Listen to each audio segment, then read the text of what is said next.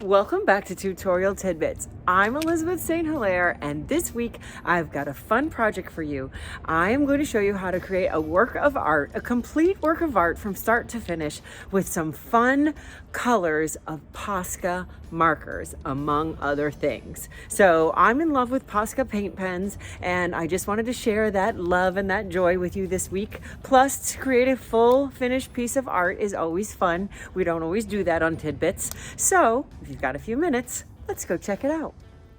Welcome back to the studio. So today I'm using a bunch of fun tools to create a simple and rather immediate piece of artwork utilizing one of my new Gustav Klimt inspired stencils and masks. So this is the Kiss, and it is a mask that I created for joggles that you can create a finished piece of art from, and it would make a great gift.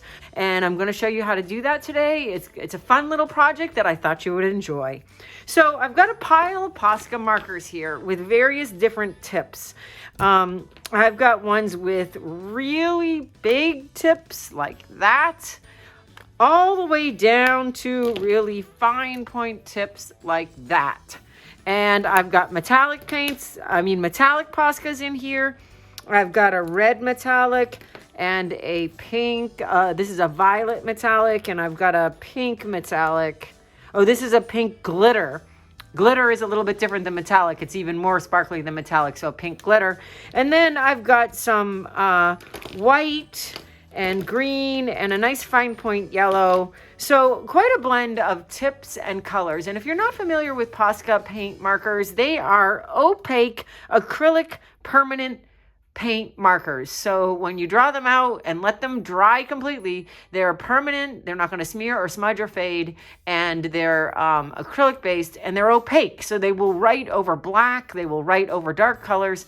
They're really cool like that. So we'll mess with those and some of the different tips and some of the different colors.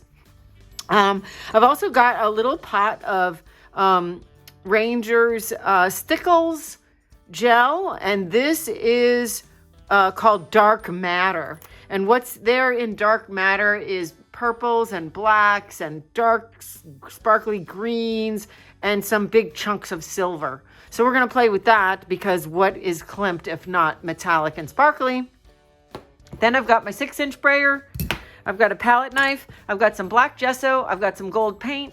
I've got a room key or a credit card that I've cut down into about an inch wide section. It's probably 1/3 of the width of the card. So we're going to use this as a scraper tool. And then I've got my 9x11 gel plate, which is contained in my awesome Dina Wakley Ranger tin to be protected. So because I cracked my clamshell, I've now got my 9x11 gel plate in this awesome tin, so I don't have to worry about the clamshell anymore, and it's great for storage. So the other item that I have is an acrylic mount. This is a sheet of rigid acrylic that I got from Joggles. Mine is 9x11, but I'm going to suggest that you use a 10x12, because 9x11 is exactly the size of the gel plate, and we're going to be using the gel plate as a stamp. We're going to flip it over and stamp with it. So in order to give yourself an inch around the edges, it would be easier to have a 10x12. Then you have a place to grab. So as usual, all the supplies are going to be down below the video, including this awesome acrylic mount at 9x12, so it's a little bit easier for you to pick it up and move it. So the first thing we're going to do is take the gel plate and put it onto that piece of plexiglass and get it, see, when you use the 10x12, you won't have to worry about getting it perfectly centered like I am.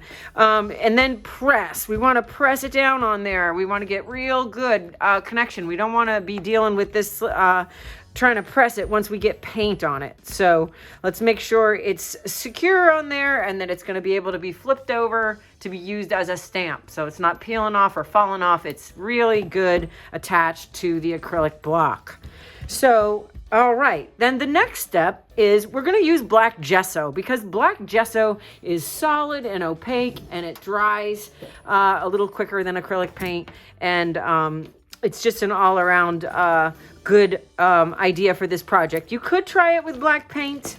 I can't guarantee the same results. I use black gesso a lot, so it's certainly something that's fun to have around. The kiss goes this way.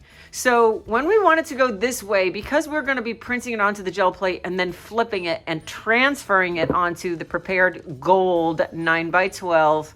I'm sorry, I didn't show you this. I've painted this gold with the edges orange, and it is a 9x12 cradled panel. So what I love about a 9x12 cradled panel, the cradle is this around the edge, and that allows us to hang this, put a wire on this and hang it without any framing necessary, and we have nice clean edges. So this is painted metallic gold, and going to be flipping this art and transferring it like a big stamp to this 9x12 cradled panel. So when I flip it, I have to know that it's going to transfer in the other direction. So we're going to make sure that we start with it backwards. All right. So the first thing we're going to do is to put out some black gesso, and I've got mine in a tub here, so I'm just going to put it out with the palette knife. You want to roll it with your 6-inch speedball brayer, which has just been cleaned. And how awesome is this? I soaked it in water with Murphy's oil soap for a couple of hours, and then I just peeled the paint buildup off of it, and you can tell from the edges of it that it was very painty. But now we are right back to the original surface. That's what's awesome about the Speedball Deluxe Brayer, is that you can clean it back to original like this. You can't do that with those plastic foam brayers. Okay, I digress. So we're going to roll out the black gesso in a nice, even, smooth layer. You don't want to have too much because you don't want it to squeeze underneath the mask and obscure the detail, but you want to have enough that you can get a nice, good transfer. So you can see this is a nice, even layer, not tons, but definitely enough. And I'm going to make sure I get it out to all the edges.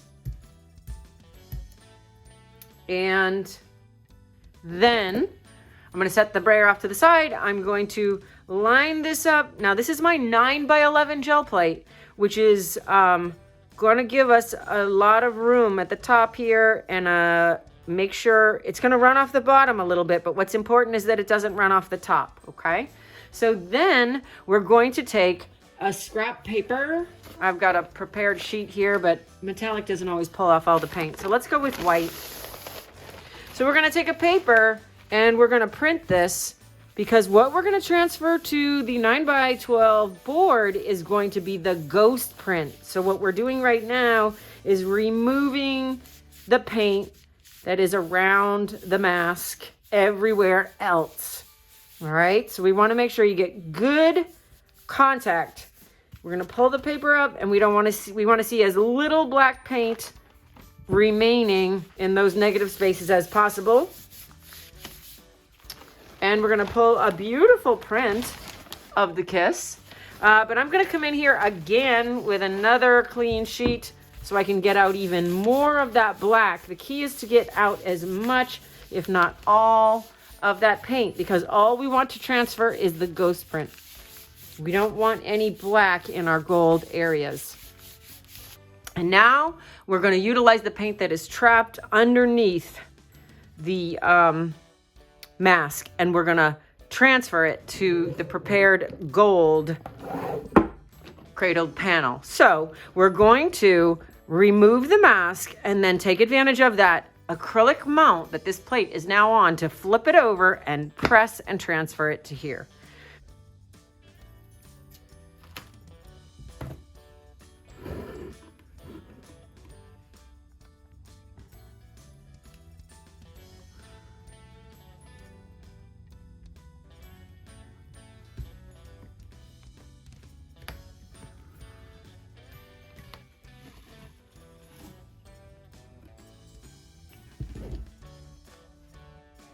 So what I'm going to do now is stop to run some water over my plate or pull another print to get this black gesso off, and also to wash my stencil because the gesso is pretty thick. So let's clean that up and I'll be right back.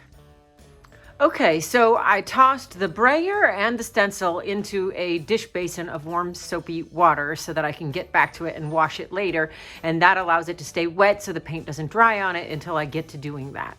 Oftentimes when I'm printing, I'll keep a dish basin of warm soapy water off to the side, and I can throw my tools in there, and that keeps the paint wet until I can wash them later.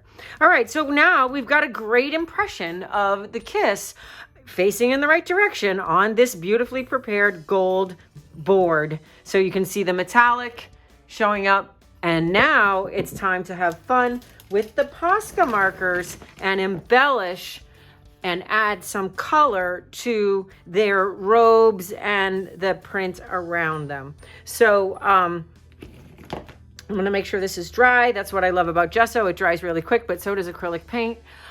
So the first thing I'm going to do is, or that you would want to do, is look at a picture of Klimt's The Kiss if you wanted to go by, be guided a little bit in the color choices by that.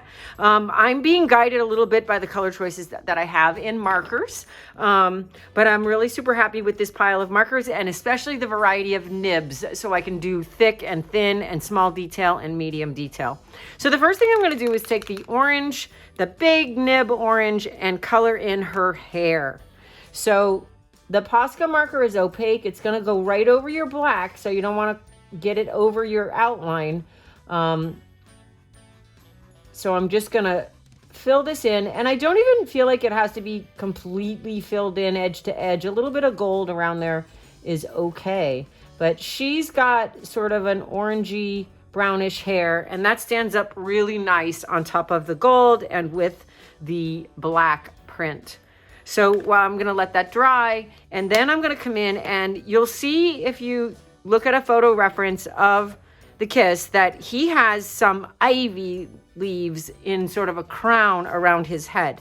So for that, I'm going to take the emerald green and the apple green that I have in two tips. So I have apple green in a finer tip, and I have emerald green and apple green in medium tips. And I will list, again, I will list the markers down below with the specific tips that I'm using. Okay, so what I'm going to do is I'm just going to sort of suggest the little leaves that come around the crown of his head that are like ivy. So they're little pointed, sort of pointed edge leaves. And I'm going to not get caught up in making them perfect, because if you look at the painting, they're not perfect there either. And I'll leave myself some room between the apple green ones to add in the emerald green, which is a darker green. And you see how opaque these markers are. They stand right up over that black, no problem, which is really, really nice. So now I'm going to take the apple green in the finer tip and add in some little spirally swirls that would also connect my leaves and make them look like the kind of ivy vines that they are.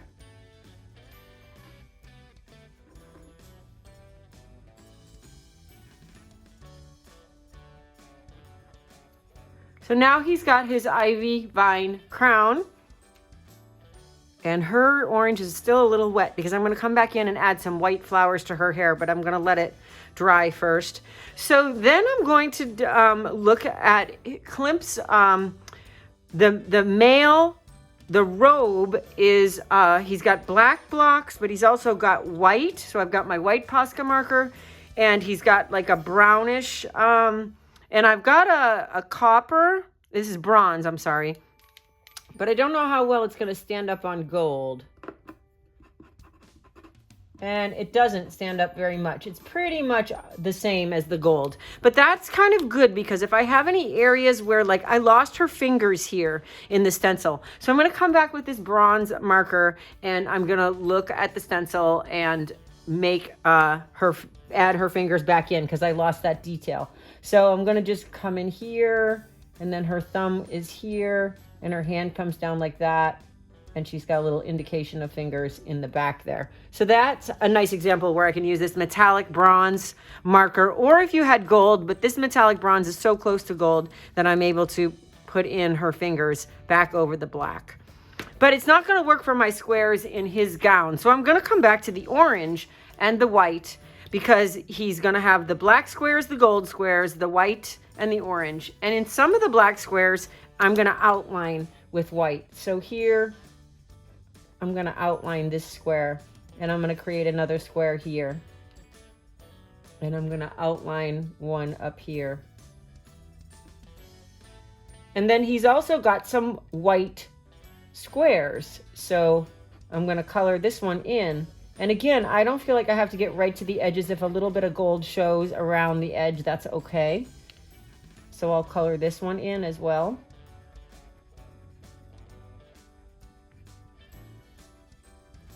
This is a finer tip, so it allows me to make these nice thin outlines around some of the squares. And we've got his robe in here, so I'm going to make these two vertical squares white.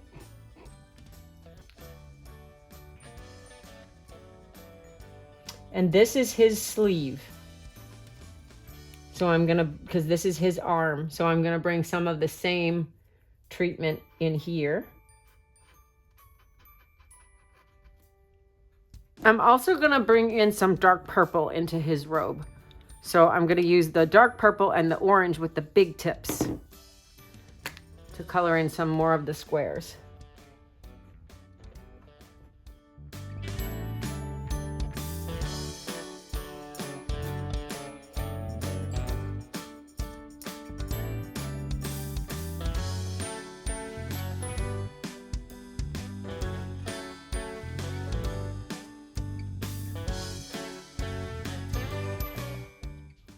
So now I'm going to treat this area underneath a little bit different. Even though it's part of his robe, I want it to offset from her a little bit more. So I'm going to put some green in here.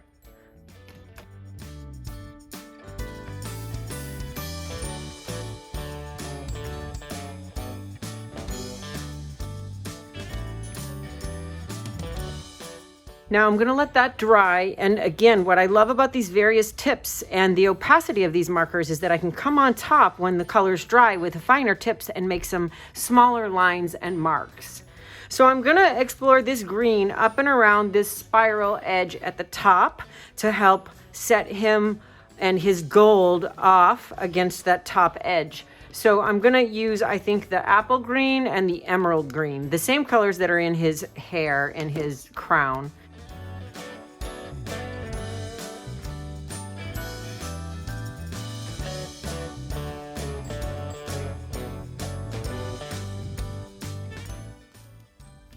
Now again, what's nice about the opacity of these markers is that I can add decorative elements here that weren't part of the original mask. For example, I'm going to put some dots along these spirals with the emerald green marker, and I'm going to add sort of my own touch of pattern to this Klimt mask. And I'm going to open up this area right here a little bit more so we can see a little bit more of the division of the top of his head. So now as I come down around here, I'm going to get a little more fun in my colors because it's what's around her. And we all know that women are more fun, and more colorful. So I'm going to start with the emerald green medium point, and I'm going to outline some of these circles.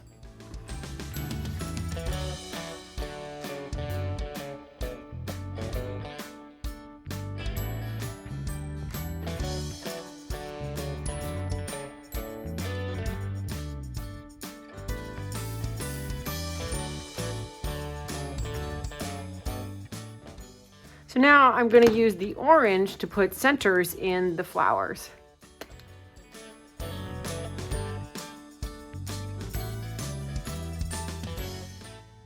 Well, you know Galentine's Day is coming, and that means every gal should buy something for themselves that they would really like. So I've got a suggestion for you. I've got some new apron designs on my website that are full color, beautiful reproductions of my original artwork. They've got 2 Velcro pockets and they tie around the neck and waist. They're fully adjustable. And if you just use them in the kitchen for food, everything wipes right off of them. But if you use them in the studio for paint, that's another story. But you know, we might as well enjoy things in life. So they're on my website. They're available in several different designs, and you can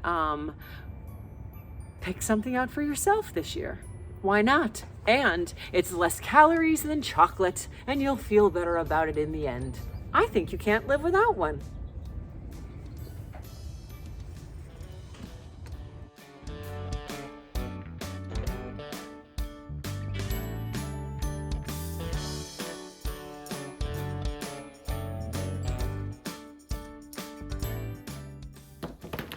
I've got some really nice hot pink and glittery pink, and here's a fine point purple. So we can make some fun pink in here a little bit, because I'm going to tie that also into her sleeve.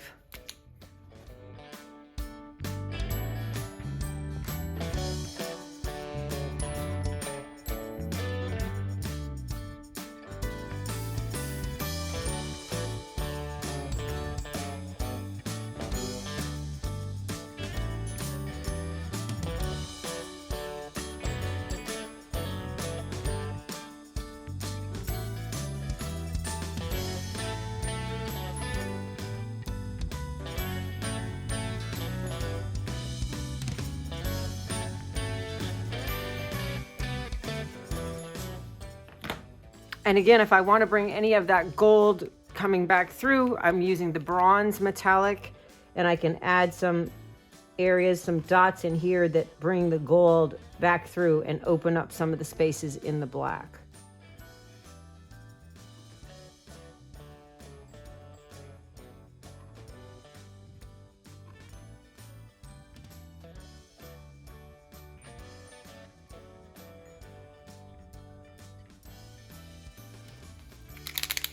Here I've got a really bright robin egg blue, and I think maybe bringing some of that in here might help separate this out a little bit from the top of his head.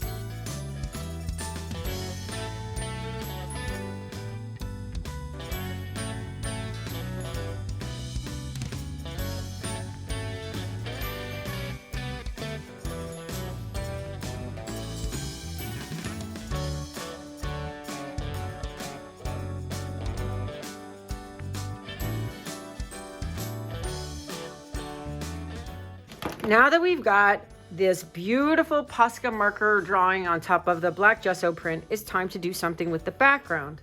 So this is where the Stickles glitter gel and our partial credit card or room key card come into play.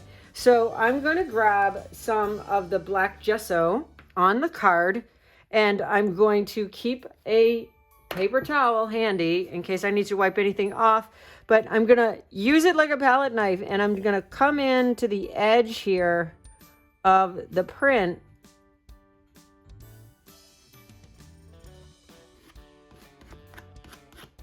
but I'm going to scrape it so that I can still have some of that gold showing through in some areas. And you could also do this with a palette knife.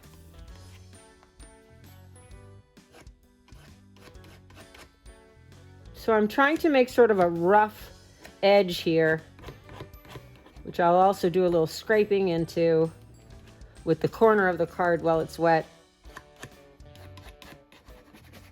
If you don't feel that it's too busy to have a lot of busyness going around the edges with the black, you could leave some gold, but there's definitely a lot of gold showing through in the figures. So I'm hoping to offset them with a nice dark background. I do a little bit of scraping to add some texture into that, let the gold show through a little bit. Meanwhile, while that's drying, you want to make sure that your caps are all snapped on tight to the Posca pens. You don't want them drying out on you, so you want to always make sure before you put them away that you snap all the caps on really tight. So now that the background is dry, I do want to come back in with the markers and sort of define the edge a little bit where the black of the print meets the background. And I don't know if I want to do that completely with the copper marker, which will definitely make it stand out. Which will bring back in the metallic. And I could do that with some dots. I don't want to make an outline. I could do some dots or some of the flower shapes here and bring back in the edge. And I could bring back in some of the line work here. Also, I would like to come in with like the fine point. Here's the metallic pink, and that stands up really nice on the black and make some sort of fun wiggly edge lines right there, so it doesn't have to follow the smooth edge, so I can add some sort of fun effects here.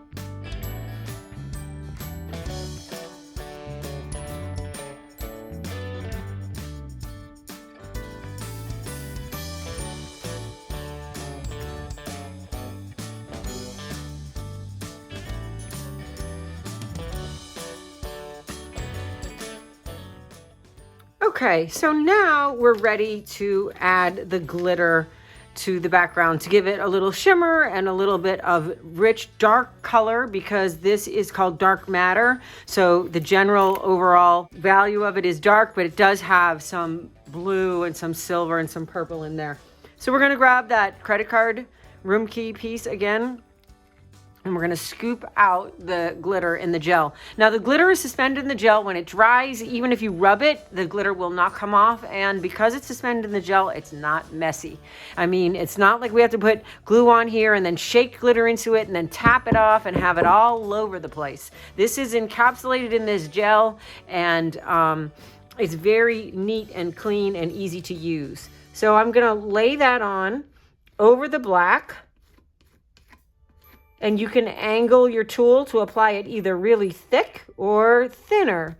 I'm going for a thinner application here and there and a thicker here and there. So I'm going to have it large areas of those little silver dots in some areas and then not so much in others. If you get it somewhere that you don't want it, you can always wipe it off with a wet paper towel. So if you come too far into the drawing, you can keep that wet paper towel in your hand always, so that you've got it ready and waiting if you make a mistake. That's one of my biggest and best tips, because by the time you go to get the wet paper towel, things could start drying. So you should always have a wet paper towel on hand. So now I've added the glitter sparkle gel to the outer edges, which is just lending itself more to the shiny Klimt iridescent feel of this piece. And I really like how this came out. So again, we can, once it dries, we can just add a hanging wire to the back of a cradled panel and hang it as is. My edges are orange. I might come back in there and paint them a different color, but it certainly picks up the orange from the front. And I like that they're light. You could bring the black around the edges and the glitter gel. You could bring a color from the front around the edges, such as the emerald green, the teal. I kind of like the orange. So there you have it. It's got some beautiful textures and patterns by using multiple tips and adding dots and small lines on top of some of the areas of Posca. The Poscas are wonderful because they're opaque, and all the different size of nibs allows you to make different levels of detail. And here is your finished piece with the Gustav Klimt collection Kiss mask, Posca markers, Stickles glitter gel, and black gesso. Happy Friday, and thank you for being here.